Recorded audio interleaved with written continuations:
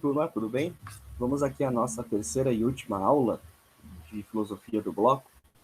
Eu imaginei de nós fazermos nessa aula aquilo que eu estou chamando de exercício filosófico, ok? Isto é, à medida em que nós nos aproximamos da ideia de reflexão filosófica e vimos que o percurso da reflexão filosófica, ele compõe, ou percurso significa uma atitude negativa, uma atitude positiva, até alcançar a reflexão filosófica, o que significa, na prática, olhar de modo crítico para a realidade, a capacidade que eu tenho de olhar criticamente para mim mesmo, fazer com que o pensamento se volte sobre si mesmo e pense a si como pessoa, a si como indivíduo, a si como parte da comunidade, ou de uma comunidade, de um todo, a si como ser humano. Isto é, voltar-se a si e pensar a si mesmo tem uma série de implicâncias e possibilidades. Nós falamos na segunda aula que essa reflexão filosófica, essa atitude crítica, esse fazer filosofia, por mais que eu negue, ele é da minha natureza. E se é da minha natureza, é uma necessidade que eu tenho de buscar o saber. E aí nós vimos que, segundo Aristóteles, o saber, o fazer filosofia, o colocar-se na atitude crítica, exige de nós uma abertura para um maravilhamento. E a filosofia inicia-se, por excelência, a partir de um maravilhamento, a partir de um deixar-se tocar, um deixar-se provocar. Se eu me fecho para essa provocação, para esse incômodo, para esse me incomodar com as coisas, ok? Me provocar com a realidade, se eu me fecho para tudo isso, simplesmente eu me fecho para a capacidade da própria filosofia ou do próprio filosofar, que significa questionar, pensar criticamente acerca das coisas. Diante desse percurso, que por mais que nós estejamos vendo esse percurso de modo teórico, ele é, e a todo instante, ele é muito prático, porque a todo instante da nossa existência nós nos deparamos com essa necessidade de provocação e de pensar tudo de modo crítico, sem aceitar as coisas como se elas fossem verdades únicas e absolutas. E diante, portanto, desse percurso e disso que é muito prático, eu imaginei nessa última aula de nós fazermos um exercício filosófico. E esse exercício filosófico, ele consiste em analisar algumas tirinhas, especificamente de dois personagens que eu acho muito, muito interessantes. Um deles é a Mafalda, talvez vocês conheçam mais a Mafalda do que o outro personagem, que é o Armandinho, e nós já vamos nos aproximar de algumas tirinhas do Armandinho. Mas a Mafalda é uma personagem muito conhecida. Né? Volta e meia, os professores utilizam as tirinhas da Mafalda, que, por sinal, são tirinhas, na sua totalidade, muito interessantes e muito reflexivas, e que ajudam, ou nos ajudam, a fazer aqui uma reflexão filosófica, porque estão direcionadas para as questões sociais. A Mafalda é uma personagem de um artista que já faleceu, argentino, que já teve a possibilidade, a oportunidade de conhecer, viajar para a capital da Argentina, Buenos Aires, certamente se deparou com a realidade e a importância que essa personagem Mafalda tem ali no contexto, né, de Buenos Aires, seja um contexto comercial, mas também num contexto cultural. Pois bem, vamos analisar aqui juntos essas tirinhas. Eu lamento muito mesmo de nós não estarmos nesse momento juntos, ok, numa sala de aula ou na sala de aula, para que eu possa ou para que eu pudesse escutá-los e entender um pouco do modo como cada um de vocês enxerga essa tirinha ou a proposta dessa tirinha. Mas vamos lá, vamos, à medida do possível, fazer essa reflexão juntos, ok?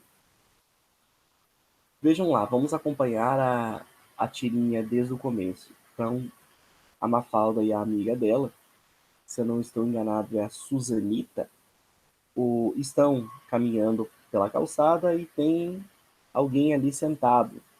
Esse alguém é um morador de rua, alguém que mora na rua. E a Mafalda diz ali: quando eu vejo um pobre, fico com o coração apertado. E a amiga diz: eu também. E a Mafalda completa: deviam dar casa, trabalho, proteção e bem-estar aos pobres. E a amiga indaga: para que tudo isso? Era só escondê-los. Vejam só, isso é uma reflexão muito, muito pertinente e necessária e muito interessante. E é, por excelência, uma reflexão filosófica, porque não só faz com que eu volte a minha atenção e o meu olhar crítico para a figura do pobre, ok? Não só faz com que eu volte o meu olhar crítico para as políticas públicas ou para a falta de políticas públicas que estejam direcionadas para esse público específico, chamado pobre, especificamente ali o morador de rua, mas principalmente, ou talvez um primeiro movimento, olhando ali para a atitude da amiga da Mafalda. Para que tudo isso?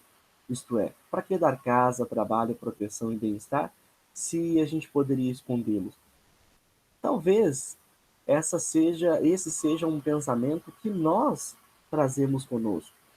Por isso que antes de talvez olhar para algo externo, essa tirinha nos ajude a pensar, e aí a ideia da filosofia de voltar o pensamento para si mesmo, ser capaz de pensar a si mesmo, talvez essa tirinha nos ajude a refletir sobre um pensamento que nós mesmos temos acerca da figura do pobre, acerca da figura do morador de rua. É sempre muito difícil, e não há como negar aqui, trabalhar com moradores de rua. Pessoalmente ou individualmente, é muito difícil a gente imaginar que a gente consiga fazer algo para melhorar a situação dessas pessoas, ok?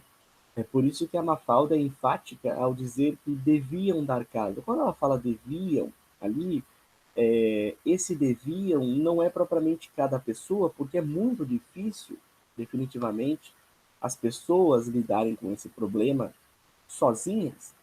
Você vê em muito, a gente se depara com muitas organizações, muitos grupos não governamentais que de modo muito caseiro, mas muito significativo, dão alimento para essas pessoas, acolhem essas pessoas com uma palavra de conforto, com uma vestimenta e tal. Mas, no geral, o poder público é o grande responsável por lidar com a figura do morador de rua, com o pobre. Quando a Mafalda diz deviam, ela está pensando no poder público, mas nos direcionando ali para a amiga dela, quando diz, mas será que ao invés de dar tudo isso, não seria mais interessante escondê-los? E mais do que interessante, seria muito mais fácil escondê-los. Isso gera ou suscita uma série de reflexões que eu não vou ficar aqui me alongando, porque a gente poderia passar aqui meia hora, uma hora, só nessa tirinha. E vocês ficarem me escutando não é tão interessante quanto eu os escutar se eu tivesse na presença de vocês. Eu iria provocá-los nesse sentido. Mas o que eu quero acentuar aqui é que a fala da amiga da Mafalda de esconder os pobres, os moradores de rua, ao invés de o poder público ou cobrar do poder público, acompanhar o poder público nas suas ações diante desse público específico, a fala da Susanita é uma autorreflexão que nós devemos fazer. até que ponto não é este também o meu pensamento? Ou quando eu olho para a figura do morador de rua, até que ponto eu o considero, ou a considero essa figura, ou isto é, ou considero um morador de rua, problema meu também. Então, a fala do escondê-lo gera também, suscita uma autorreflexão que é fundamental a cada um de nós. Então, eu gostaria que vocês depois, ali no silêncio e dos estudos de vocês, pudessem refletir, pensar e estabelecer uma série de pensamentos e conexões, relações acerca da proposta dessa tirinha. Vamos a uma outra tirinha, e aí é o personagem Armandinho. O Armandinho, se eu não estou enganado, ele é uma criação de um artista catarinense, ok? E que é vivo ainda. Por isso que nós temos ainda a produção das tirinhas do Armandinho. Eu não sei se você sabe, mas é possível comprar as tirinhas do Armandinho, as tirinhas que já foram editadas, ok? Então é muito interessante essa possibilidade, se vocês tiverem. O Armandinho, assim como a Mafalda, é um personagem que nos leva a reflexões muito interessantes. Se vocês se aproximarem da totalidade das tirinhas, das obras do Armandinho, vocês vão perceber que, ora, o Armandinho parece ser muito mais lúcido que as pessoas mais velhas, ora, o Armandinho acaba quebrando a cara, ok? O que faz parte também do jogo da vida. Ora você acerta, ora você erra. E o grande amigo do Armandinho, esse sapinho aí, às vezes ele também gera reflexões muito interessantes. Mas vamos lá, a tirinha em específico. O pai do Armandinho, vocês vão perceber, ele começa dizendo ali o seguinte: a gente procura por boas notícias, mas não é fácil de encontrar. Ele está lendo um jornal. E o Armandinho, com toda a sua sabedoria de criança, diz o seguinte: e se nós fizermos as boas notícias? Veja, isso é muito interessante. Também aqui eu gostaria mais do que ficar falando de ter a oportunidade de escutar vocês. Na verdade, em todas as tirinhas. Mas percebam que, de fato, a gente lê tantas más notícias, como se essas más notícias fossem só produções de outras pessoas, quando, na verdade, nós mesmos é que, com as nossas atitudes, vamos produzindo, desculpa, melhor dizendo, essas notícias ruins. E como é que eu modifico a capa do jornal ou os noticiários dos jornais? À medida em que eu preciso produzir boas notícias e não esperar com que as pessoas deixem de produzir más notícias. Talvez essa seja uma das grandes mensagens, ou o modo como eu interpreto essa mensagem. Eu gostaria que vocês depois pudessem, também no silêncio do estudo de vocês, fazer conexões e pensar de que modo essa tirinha nos provoca, ok? E nos faz filosofar à medida em que a gente olha criticamente, a partir da arte, isto é, a partir da tirinha. A outra tirinha, as próximas duas tirinhas também são do Armandinho, ok? Também muito interessante. Vejam, uma das amigas do Armandinho, está ali dizendo, ó, a filosofia pode ensinar a questionar, a história pode ensinar com o passado, a sociologia pode mostrar a verdade sobre a sociedade. Para alguns, isso é extremamente temeroso. Essa tirinha, ela foi confeccionada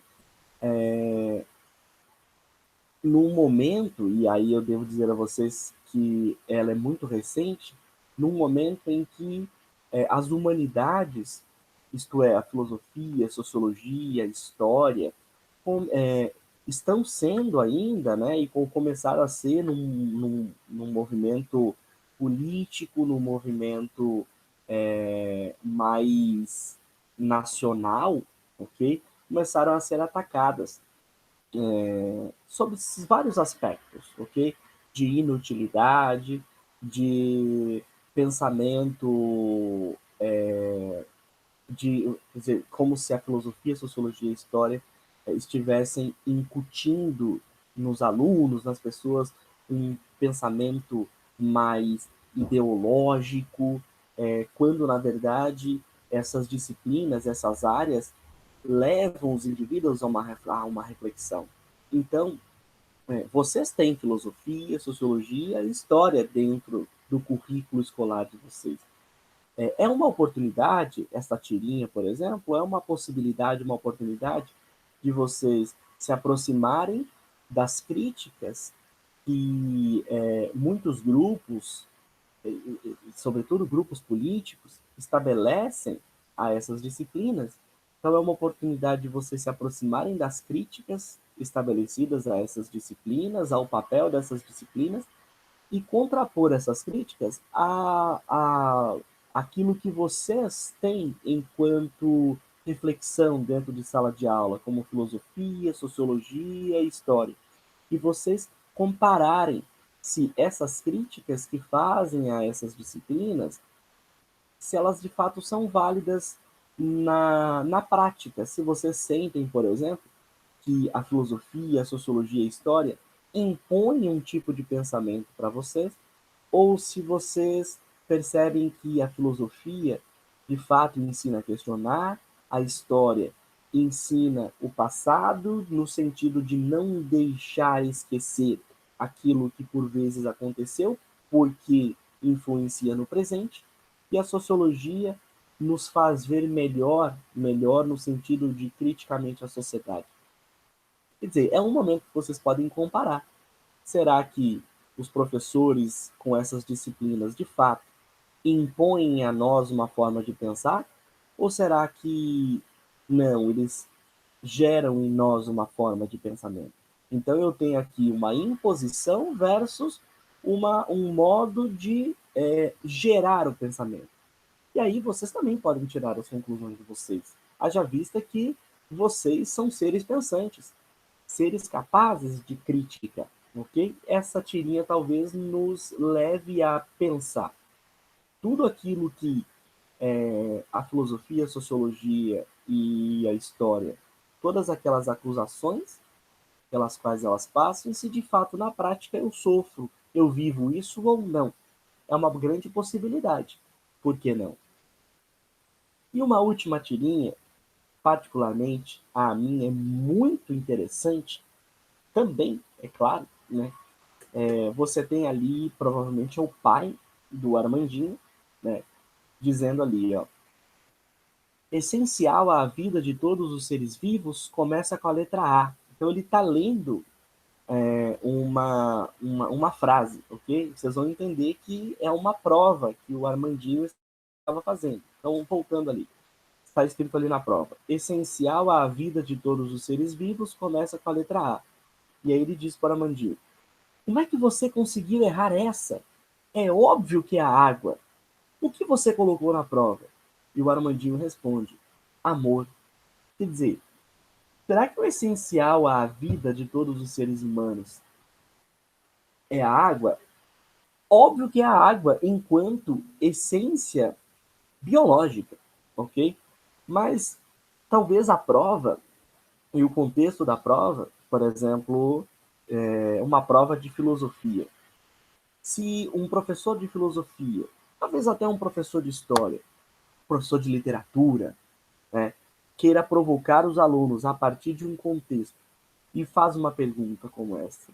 O essencial à vida de todos os seres vivos começa com a letra A. Será que esses professores, essas disciplinas estão pensando na água? Nós temos aqui uma licença poética, nós temos aqui uma capacidade de transcender a biologia, porque ninguém vai negar que o essencial à vida é a água, mas nós temos aqui uma capacidade de transcender isso e pensar em outras essencialidades à vida que começam com a letra A. E é muito significativo. Eu poderia, por exemplo, dizer a amizade, né? O afeto, e não só a água. Então, uma pergunta que foi interpretada por um adulto de uma forma X é interpretada pela inocência, e não só inocência, mas pela capacidade de olhar de uma outra forma a realidade por uma criança, a partir de outra perspectiva, o que torna-se muito, muito significativo para a gente, ok? Eu gostaria que vocês pudessem se aproximar dessas tirinhas e fazer uma reflexão filosófica, isto é, colocar em prática esse olhar crítico que, por vezes, nós muitas vezes deixamos passar ao invés de intensificar, ok?